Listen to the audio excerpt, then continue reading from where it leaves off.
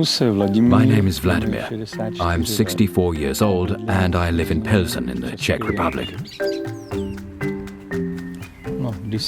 When I found out that I was going to have both legs amputated, well, it was tough at first.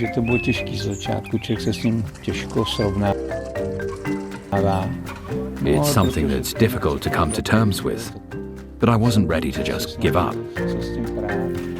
So I battled through until I eventually got the prosthesis and more or less got back on my legs.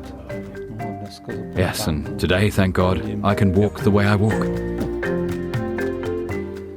The difference between my first prostheses and the ones that I have now, well, I can't explain it in technical terms, but there's a huge difference in how they make me feel.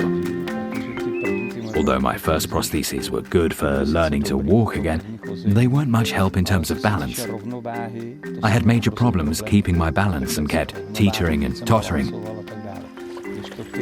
But with these ones, the modern ones I have now, I don't really have to think about it anymore.